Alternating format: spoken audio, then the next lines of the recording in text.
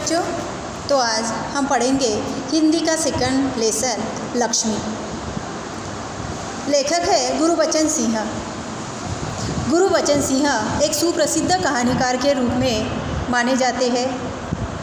उनकी लेखन शैली की जो भाषा है वो बहुत ही सरल और प्रवाही है और इसी वजह से वाचक को उनका साहित्य बड़ा ही रोचक लगता है। लक्ष्मी यह एक संवादात्मक कहानी है। गुरबचन सिंह इस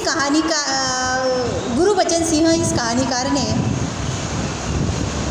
इस कहानी में हमें ये बताया है कि वचन के प्रति जिम्मेदारी, अगर हम किसी को जीवन में कुछ वचन देते हैं तो उस वचन को निभाने के लिए हमें आजन्म ऋणी होना चाहिए। वचन के प्रति अपनी जिम्मेदारी पूरी प्रामाणिकता से निभानी चाहिए और प्राणी मात्र के प्रति दया की भावना रखनी चाहिए। हम जो भी प्राणी मात्र, पशु पक्षी घर में पालते हैं वो हमारे घर का एक सदस्य बन जाता है, हमारे घर का एक अंश बन जाता है।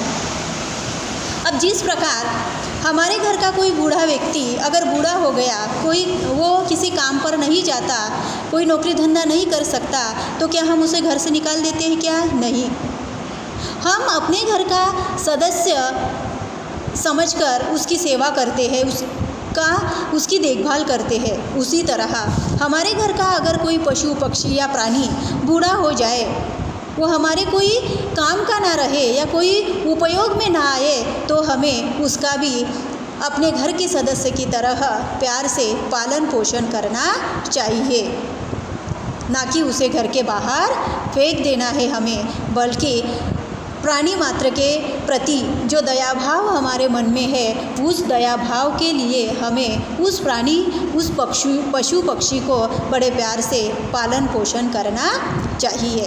तो देखते हैं हम एक संवादात्मक कहानी के रूप से कवि ने अपने संदेश को किस तरह हम तक पहुंचाया है।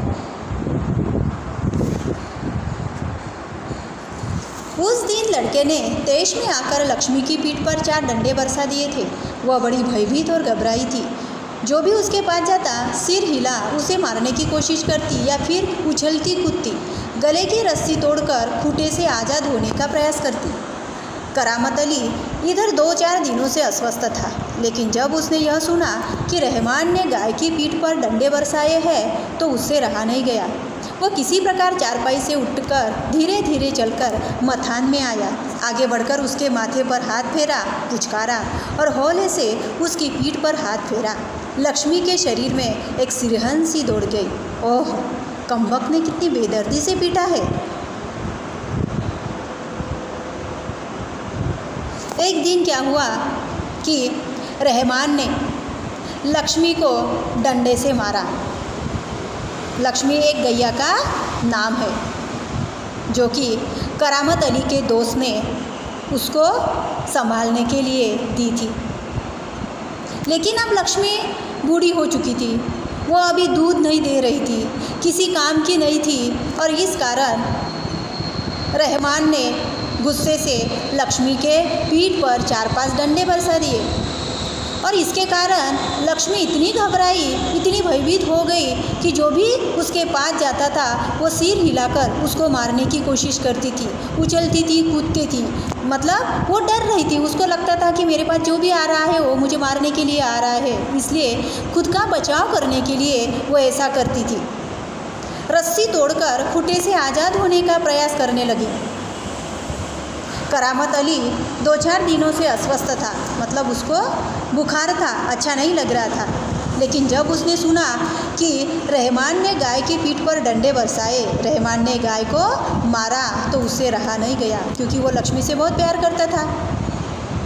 वह किसी प्रकार चारपाई से उठने की कोशिश करने लगा और धीरे धीरे चलकर मथान में आया। मथान मतलब जहाँ गैया वगैरह बांधते हैं ना, हम गाय का गोठा बोलते हैं, हम उसको कहते हैं मथान, पालतू जानवर बांधने की जगह। आगे बढ़कर उसके माथे पर हाथ फेरा, पुचकारा और हौले से उसकी पीठ पर हाथ फेरा। लक्ष्मी के शरीर में एक सिरहन सी दौड़ गई। करामत अली लक्ष्मी के पास आए, उन्होंने उसके माथे से हाथ फेरा उसको पुचकारा मतलब सहलाया। होले होले उसके पीठ पर हाथ सहलाने लगे और जैसे ही करामत अली का हाथ उसके पीठ पर पड़ा वैसे ही लक्ष्मी के शरीर में एक सिरहन सी दौड़ गई। सिरहन मतलब जिसको हम कंपन बोलते हैं, कंपन, कांपना, ठंडी के वजह से जैसे नहीं क्या हमारे शरीर पर कांटे आते हैं, हम कांपते हैं, उसी तरह उसके शरीर में एक सिरहन सी दौड़ उठी। और करामत अली उस डंडे की मार को देखकर उसको बहुत बुरा लगा और उसने कहा कि वो कमबख्त ने कितनी बेदर्दी से लक्ष्मी को पीटा है, क्या कोई ऐसा भी मारता है। उतने में करामत अली की बीवी वहाँ आई। उसके हाथ में एक कटोरा था। वो बोली, लो चोट की जगह पर ये रोगन लगा दो, बेचारी को आराम मिलेगा। करामत अली गुस्से से बोला, क्या अच्छा हो अगर इसी लाठी से तुम्हारे रहमान के दोनों हाथ तोड़ दिए जाए? इस तरह पीटा जाता है। रमजानी बोली, लक्ष्मी ने आज भी दूध नहीं दिया तो इसकी सज़ा इसे लाठियों से दे दी गई। रहमान से गलती हो गई, इसे वह भी कबूलता है। रमजानी कुछ क्षण खड़ी रही, फिर वहाँ से हटती हुई बोली, देखो अपना ख्याल रखो, पाँव इधर उधर गया तो कमर सिकवाते रहोगे। करामत अली ने फिर प्यार से लक्ष्मी की पीठ सहलाई। मुँह में बड़बड़ाया, माफ़ कर लक्ष्मी, रहमान बड़ा मूर्ख है, उम्र के साथ तू भी बूढ़ा गई है। डेयरी फार्म के डॉक्टर ने तो पिछली बार ही कह दिया था यह तेरा आखिरी बरस है। लक्ष्मी शांत खड़ी अपने जख्मों पर तेल लगवाती रही। वह करामत अली के मित्र ज्ञान सिंह की निशानी थी।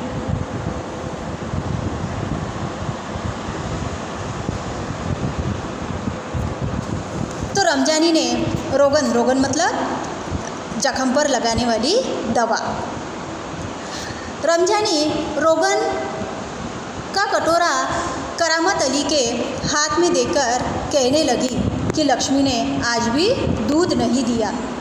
करामत अली को गुस्सा आया। उसने कहा कि लक्ष्मी ने दूध नहीं दिया तो उसकी सज़ा उसको डंडे से दी गई।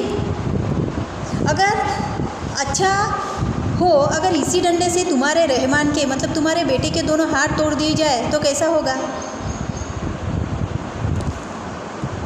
रमजानी ने अपने बेटे का पक्ष लेते हुए कहा कि लक्ष्मी ने आज भी दूध नहीं दिया और इसीलिए रहमान ने गुस्से में आकर लक्ष्मी को मारा। रहमान से गलती हो गई, इसे वह भी कबूलता है। रहमान भी अपनी गलतियों पर शर्मिंदा है, वो भी कबूल करता है कि उसने लक्ष्मी को मारकर बहुत बड़ी गलती की है। रमजानी कुछ क्षण वहाँ खड़ी रही और वहाँ से हटती हुई बोली कि देखो अपना ख्याल करो, नहीं तो पाँव इधर उधर हो गया तो कमर सिकवाते रहोगे। क्योंकि करामत अली को बुखार था, उनकी भी तबीयत ख़राब थी, इसीलिए रमजानी ने कहा कि अपना ख्याल रखना, नहीं तो तुम्हारी तबीयत और बिगड़ सकती है। करामत अली ने फिर प्यार से लक्ष्मी की पीठ सहलाई और मुँह में बड़बड़ाने लगे।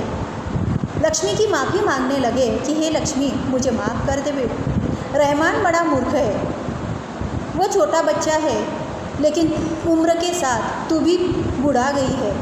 डेयरी फार्म के डॉक्टर ने तो पहले ही बता दिया था कि अब तू ज़्यादा दिन नहीं रह सकेगी, यह तेरा शायद आखिरी बरस है।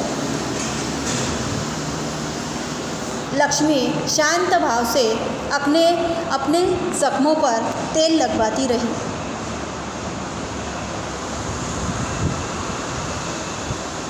लक्ष्मी यह करामत अली के मित्र ज्ञान सिंह की निशानी थी। करामत अली और ज्ञान सिंह दोनों एक दूसरे के पड़ोसी थे और एक ही कारखाने में काम करते थे, एक साथ ड्यूटी पर जाते थे, एक साथ लौटते थे। ज्ञान सिंह को मवेशी पालने का बहुत शौक़ था। मवेशी मतलब पालतू जानवर या दुधारू जानवर जो दूध देते हैं। उसके घर के सामने हर वक्त गाय भैंस बंधी ही दिखती थी। 3 बरस पहले की बात है कि उसने एक जर्सी गाय खरीदी थी और उसका नाम उसने रखा था लक्ष्मी। अधेड़ उम्र की लक्ष्मी इतना दूध देती थी कि उसके घर की ज़रूरत पूरी हो जाने के बाद भी दूध बचता था। अधेड़ मतलब जिसकी आधी उम्र हो चुकी है। आधी उम्र की लक्ष्मी इतना दूध देती थी कि घर की दूध की पूरी ज़रूरत पूरी होने के बाद भी अड़ोस पड़ोस के घरों में वो दूध पहुंचाते थे। दूध बेचना यह ज्ञान सिंह का धंधा नहीं था, क्योंकि वो दूध बेचकर पैसा नहीं कमाना चाहते थे। सिर्फ लक्ष्मी के लिए चारा या दर्रा आ सके, उतने के लिए पैसे जुटा सके, इतना ही वो दूध बेचते थे, वरना दूध बेचना ये उनका धंधा नहीं था। दर्रा मतलब अनाज के टुकड़े, या जिसको हम क्या बोलते हैं, गैया को जो चराया जाता है ना, गाय भैंस को ढेप बोलते हैं, ढेप नहीं क्या, या जो भी उसको चारे के अलावा अनाज के साथ जो उसको चारा दिया जाता है उसको बोलते हैं दर्रा। नौकरी के अवकाश के बाद ज्ञान सिंह को अपनी कंपनी का वह मकान खाली करना था। समस्या थी तो लक्ष्मी की। वह लक्ष्मी को किसी भी हालत में बेच नहीं सकता था। अब क्या हुआ कि ज्ञान सिंह रिटायर हो चुके थे और रिटायर होने के बाद कंपनी के ओर से उन्हें जो मकान दिया गया था वो मकान उन्हें छोड़ना था और अपने गांव वापस लौटना था। वो वहाँ रह भी नहीं सकते थे क्योंकि वो मकान कंपनी का था। लक्ष्मी को अपने साथ भी नहीं लेकर जा सकते थे, इसलिए वो चिंतित था। और ऐसे ही चिंता में डूबे डूबे उसने एक दिन करामत अली को पूछा कि भाई, तुम लक्ष्मी को अपने पास क्यों नहीं रख लेते? अगर लक्ष्मी को तुम्हें सौंप दूँ तो क्या तुम उसे स्वीकार करोगे? करामत अली ने कहा कि नेकी और पूछ मतलब मैं भी तो वही चाहता था। भला इससे बड़ी खुशनसीबी मेरे लिए और क्या होगी कि तेरी निशानी दोस्त की निशानी दोस्ती के तौर पर मेरे पास रहेगी। मैं बड़ा भाग्यशाली हूँ कि तेरी लक्ष्मी मेरे पास रहेगी। करामत अली पिछले 1 वर्ष से उस गाय की सेवा करता चला आ रहा था। गाय की देखभाल में उसने कोई कसर नहीं छोड़ी और लक्ष्मी ने भी दूध देने में कोई कसर नहीं छोड़ी। करामत अली को लक्ष्मी की पीठ पर रोगन लगाने के बाद भी इत्मीनान नहीं हुआ। वो उसके सिर पर हाथ फेरता रहा। लक्ष्मी स्थिर खड़ी उसकी ओर जिज्ञासापूर्वक दृष्टि से देखती रही। करामत अली को महसूस लगा कि लक्ष्मी उससे कुछ कहना चाहती है। लक्ष्मी कहना चाहती है कि यदि मैं तुम्हारे काम की नहीं हूँ तो मुझे आज़ाद कर दो, मुझे जाने दो, मैं ये घर छोड़कर कहीं चली जाऊँगी। तुम मेरे लिए दुखी मत हो, मैं अपना चारा पानी खुद देख लूँगी। ऐसा शायद लक्ष्मी उससे कहना चाह रही थी। करामत अली ड्यूटी पर जाने की तैयारी में था, तभी रमजानी बोली, रहमान के अब्बा, अगर लक्ष्मी दूध नहीं देती तो हम इसका क्या करेंगे? क्या खूंटे से बांधकर हम इसे खिलाते पिलाते रहेंगे? यहाँ हमारे खाने पीने के लाले पड़े हुए हैं। तुम्हारे पगार में जैसे तैसे हमारा घर चलता है, उतने में लक्ष्मी का एक्स्ट्रा खर्च हम कैसे झेल पाएंगे? अगर 1 महीने का भी चारे का हिसाब लगाया जाए तो 300-400 रुपये का चारा होता है। इतना पैसा हम कहाँ से लाएंगे? अब तक ये दूध देती थी तो वो दूध बेचकर लक्ष्मी के चारे का इंतज़ाम होता था, लेकिन अब तो लक्ष्मी दूध भी नहीं दे रही है, तो हम क्या इसे खाली पीली वैसे ही खूंटे से बांधकर खिलाते पिलाते रहेंगे? ये हमें क्या पुराएगा? इस महंगाई के ज़माने में सादा चारा खरीदने के लिए भी 300-350 महीने का खर्च होता है। सो तो है, कहकर करामत अली ड्यूटी पर चले गए। लेकिन जाते समय उसके दिमाग में वही ख्याल घूम रहा था, अपनी पत्नी की वही बातें उसके मन में आ रही थी। वह भी सोच रहा था कि लक्ष्मी अगर दूध नहीं देंगी तो उसका खर्चा हम कहाँ से उठाएंगे, क्योंकि उनकी आर्थिक स्थिति इतनी मजबूत नहीं थी। उसके साथ काम करने वाले नईम ने उसे कुछ परेशान देखा तो पूछा, करामत मियाँ क्या बात है, बड़े परेशान नज़र आते हो, खैरियत तो है? करामत अली बोले, नहीं नहीं, ऐसी कोई विशेष बात नहीं है। लेकिन नईम जानता था कि करामत अली के मन में, दिमाग में कुछ तो चल रहा है, इसलिए वो बोला, हाँ नहीं नहीं, कुछ तो है, तुम परेशान लग रहे हो, कुछ बात ज़रूर है। तब करामत अली उसे बताने लगा, क्या बताऊँ, गाय ने दूध देना बंद कर दिया है, बूढ़ी हो गई है, बैठा कर खिलाना पड़ेगा, और इस ज़माने में गाय भैंस पालने का खर्चा, इसमें परेशान होने की क्या ज़रूरत है, गाय बेच दो। नईम ने कहा कि अगर गाय दूध नहीं दे रही, बूढ़ी हो चुकी है, उसको खिलाने पिलाने का खर्चा उठाने के लायक तुम नहीं हो, तो इसमें परेशान होने की क्या बात है, गाय को बेच दो, तुम्हारा खर्चा भी बच जाएगा और टेंशन भी नहीं रहेगा। करामत अली ने होका भरते हुए कहा, हाँ, परेशानी से छुटकारा पाया जा सकता है, बहुत आसान तरीका है, लक्ष्मी को बेच दिया जाए। वो नईम के पास से हटकर अपने काम में जुट गया।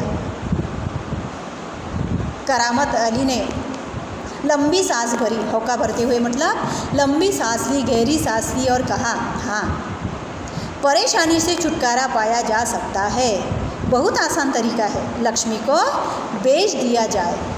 अगर लक्ष्मी को हम बेच देंगे तो परेशानी से छुटकारा हम पा सकते हैं। और इस तरह वो अपने काम में जुट गया। करामत अली रात का गया, सवेरे कारखाने से घर लौटा। रात की ड्यूटी से घर लौटने पर ही वह लक्ष्मी को धोता था। घर में घुसते ही उसने रमजानी से पूछा, क्या लक्ष्मी को अभी तक चारा नहीं दिया? रमजानी बोली, रहमान से कहा तो था, तुम दोनों की मर्जी होती तो गाय को अब तक चारा मिल चुका होता। अगर वह दूध नहीं दे रही है तो क्या उसे भूखा रखोगे? कहते हुए करामत कटा हुआ पुआल, खली और दर्रा आदि ले जाकर लक्ष्मी के लिए सानी तैयार करने लगा। करामत अली नाइट ड्यूटी करके सुबह घर आया। घर आते ही वो हमेशा लक्ष्मी को धोता था। घर आते ही उसने लक्ष्मी को पूछा, क्या लक्ष्मी को चारा दिया गया? रमजानी बोली, रहमान से कहा था। लेकिन करामत समझ गया कि इन दोनों के मन में लक्ष्मी के लिए अब कोई प्यार नहीं बचा हुआ है, और इसीलिए करामत बोला कि अगर तुम दोनों की मर्जी होती तो लक्ष्मी को अब तक चारा मिल चुका होता। और इसीलिए उसने लक्ष्मी का चारा लिया और वो लक्ष्मी के पास चला गया। पुआल, खली, दर्रा ये सब मिक्स करके वो लक्ष्मी के लिए चारा बनाने लगा। लक्ष्मी उतावली सी तैयार हो रही सानी में मुँह मारने लगी, क्योंकि लक्ष्मी बहुत भूखी थी, इसलिए वो जल्दी जल्दी चारा खाने लगी। गाय को सानी देकर करामत अली उसकी पीठ देखने लगा। रोगन ने अच्छा काम किया था, दाग कुछ हल्के पड़ गए थे। जो दवा उसने लक्ष्मी के पीठ पर लगाई थी उससे काम हुआ था, और लक्ष्मी के जो घाव थे वो अब भर चुके थे और दाग भी थोड़े हल्के हल्के हुए थे। 10-15 दिनों से यूँ ही चल रहा था। एक दिन जब करामत अली ने पुआल लाने के लिए रमजानी से पैसे मांगे तो वह बोली, मैं कहाँ से पैसे दूँ? पहले तो दूध की बिक्री के पैसे मेरे पास जमा रहते थे, उनमें से दे देती थी, अब कहाँ से दूँ? लो, यह राशन के लिए कुछ रुपए रखे थे। कहते हुए रमजानी ने संदूकची में से 20 का एक नोट निकालकर उसे थमाते हुए कहा, इससे लक्ष्मी का राशन ले आओ। ठीक है, इससे लक्ष्मी के 2-4 दिन निकल जाएंगे।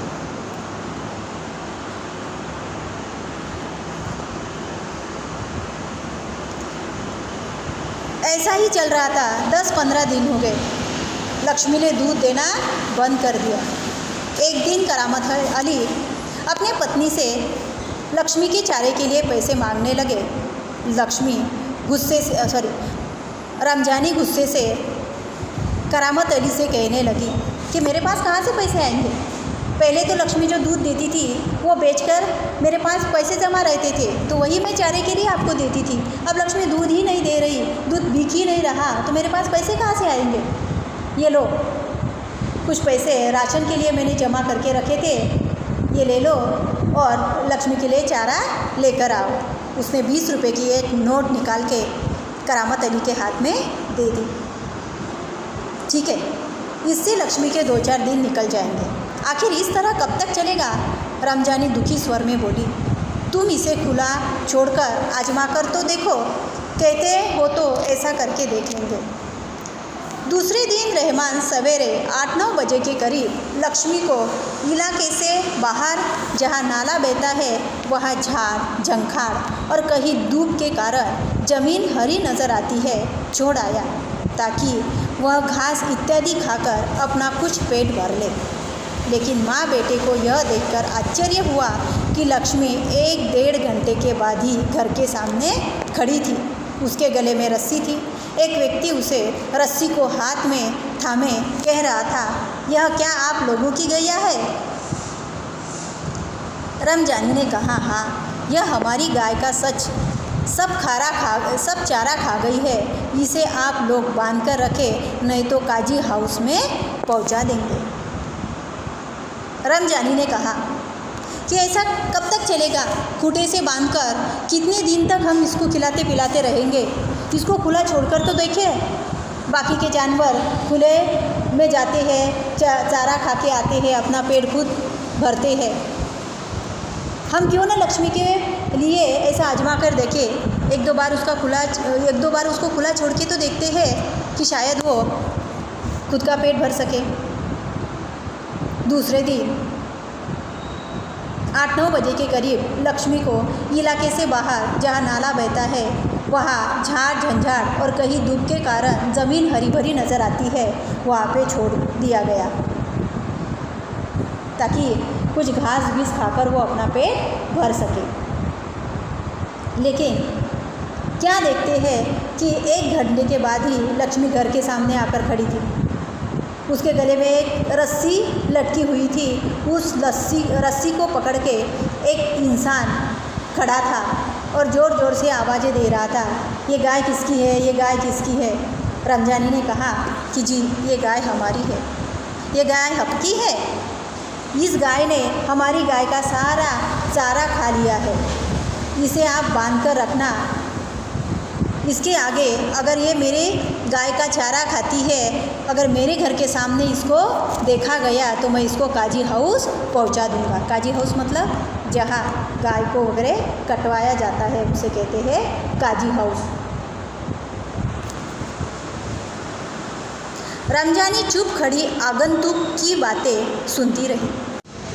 नमस्ते बच्चों, तो हम देख रहे थे लक्ष्मी।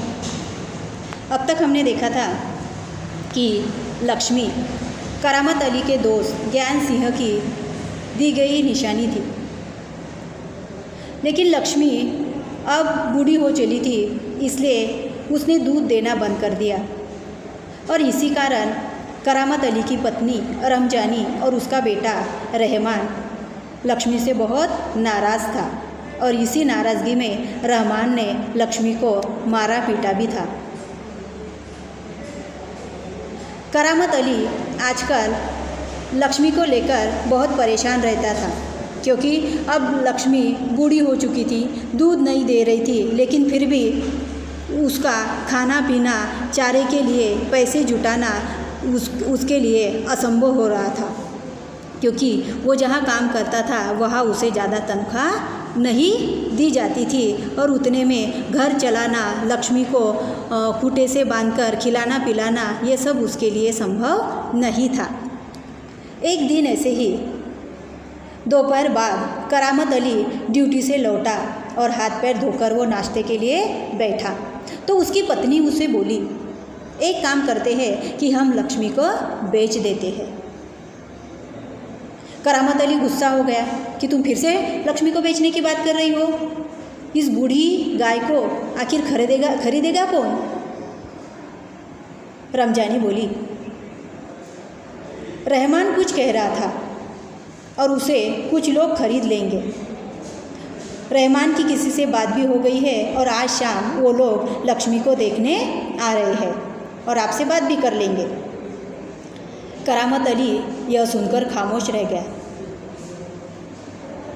उसे लग रहा था सब कुछ उसकी इच्छा के विरुद्ध हो रहा था, क्योंकि लक्ष्मी को भूखा रखना भी वो नहीं चाहता था। लक्ष्मी को खूंटे से बांधकर खिलाना पिलाना भी उसके लिए संभव नहीं था। लक्ष्मी को अपने से दूर करना भी उसके लिए संभव नहीं था। क्या करे क्या ना करे, ऐसे द्विधा मनस्थिति में करामत अली हमेशा खामोश खामोश रहता था और इसीलिए सब कुछ उसके मन के विरुद्ध हो रहा था। उस पर उसका कोई वश नहीं चल रहा था। करामत अली यह अनुभव करते हुए कि लक्ष्मी की चिंता अब किसी को नहीं है, उसको पता चल गया है कि अब लक्ष्मी की चिंता किसी को नहीं है। ना रमजानी को वो पसंद है, ना रहमान को वो पसंद है। घर में लक्ष्मी की ज़रूरत किसी को नहीं है। यह सोचकर करामत अली ने सूखा चारा उठाया और लक्ष्मी के सामने डाल दिया। लक्ष्मी ने भी उस सूखे चारे की तरफ देखा, चारे को सूंघा और निराशापूर्वक करामत अली की तरफ देखने लगी, मानो वो कहना चाहती थी कि मालिक, क्या आज मेरे लिए ये सूखा चारा ही है? दर्रा खली ये नहीं है। लेकिन करामत अली की मजबूरी थी, क्योंकि दर्रा खली खरीदने के लिए अब उसके पास पैसे नहीं थे। करामत अली उसके पास से उठकर मुंह हाथ धोने के लिए चला गया। रात को 7-8 बजे रहमान एक व्यक्ति को लेकर आया। उसने लक्ष्मी को उसे दिखाया। करामत अली के साथ उसकी मुलाकात करवाई। करामत अली उससे पूछने लगे, क्या तुम गाय खरीदने आए हो? उसने जवाब दिया कि हाँ, लेकिन ये गाय तो बूढ़ी हो चुकी है, दूध भी नहीं देती, तो तुम इसे खरीद के क्या करोगे? उस इंसान ने जवाब दिया कि मैं इसे और कहीं बेच दूंगा। क्या तुम्हारा यही धंधा है? उसने कहा कि जी हाँ, मेरा यही धंधा है। मैं ऐसे ही बूढ़ी गाय को खरीदता हूँ और कहीं लेके जाके बेच देता हूँ। करामत अली समझ गया कि ये लक्ष्मी को कहाँ बेचने वाला था, इसलिए उसने उस इंसान को साफ जवाब दे दिया कि मुझे गाय नहीं बेचनी, आप जा सकते हो। रमजानी को गुस्सा आया। करामत अली के चेहरे के भाव समझती हुई वो बोली, क्या ये तरीका होता है घर में आए लोगों को साफ इनकार देकर धुतकार देना? अब क्या लक्ष्मी को खूंटे से बांधकर खिला पिला सकोगी तुम? वो अच्छा खासा खरीदने आया था, जितने भी पैसे देता ले लेते और बेच देते लक्ष्मी को। रमजानी गुस्सा होकर चली गई। करामत अली कहने लगा कि तुम जानती हो वो कौन था? वो लक्ष्मी को वहाँ ले जाकर बेचना चाहता था जहाँ लक्ष्मी टुकड़े टुकड़े होकर बिक जाती, मतलब कसाई खाना। वो लक्ष्मी को कहाँ बेचने वाला था? कसाई खाना, जहाँ पे गायों को काटा जाता है, वहाँ पे वो बेचने वाला था। और इसीलिए करामत अली ने उसे लक्ष्मी को बेचने के लिए इनकार कर दिया। ये मेरे दोस्त ज्ञान सिंह की निशानी है। अगर उसको पता चलेगा कि मैंने लक्ष्मी को उस जगह बेचा है जहाँ पे वो टुकड़े टुकड़े होकर बिक रही है, तो उसे कितना बुरा लगेगा। उसका छोड़ो, मेरे दिल पे कितनी चोट लगेगी, मुझे कितना बुरा लगेगा कि जो पशु आज तक हमारे उपयोग का था, इसलिए हम बड़े लाड़ प्यार से उसको खिलाते पिलाते आए, अब आज वो हमारे उपयोग का नहीं है तो हम उसके टुकड़े करने के लिए उसको बेच दे। ये मैं हरगिज नहीं कर सकता। उस दिन करामत अली को इतना बुरा लगा कि वो कुछ भी खाए पिए बिना ही वो बिना बिस्तर की चारपाई पर ही सो गया, लेकिन नींद उसके आंखों से कोसों दूर थी। उसको नींद नहीं आ रही थी। रात काफ़ी निकल चुकी थी। सवेरे देर तक वो लेटा ही रह गया। कुछ देर बाद करामत अली ने चारपाई छोड़ी, मतलब वो उठ गया, मुँह हाथ धोया, घर से बाहर निकल पड़े। लक्ष्मी के गले से बंधी हुई रस्सी खूंटे से खोली और उसे गली से बाहर ले जाने लगा। उसने लक्ष्मी की रस्सी खोली और रस्सी पकड़कर लक्ष्मी को वो बाहर ले जाने लगा। रमजानी दरवाजे में खड़ी ये सब देख रही थी और बोली, इसे कहाँ ले चले? करामत अली ने कहा, जहाँ इसकी किस्मत में लिखा है। वह लक्ष्मी को सड़क पर ले आया। लक्ष्मी बिना किसी रुकावट या हुज्जत के उसके पीछे पीछे चली जा रही थी। वह उसकी रस्सी पकड़े सड़क पर आगे की ओर चलता चला गया। चलते चलते कुछ क्षण रुककर वह बोला, लक्ष्मी चल, अरे गौशाला यहाँ से 2 किलोमीटर दूर है। तुझे गौशाला में भर्ती करा दूँ, वहाँ इत्मीनान से रहना।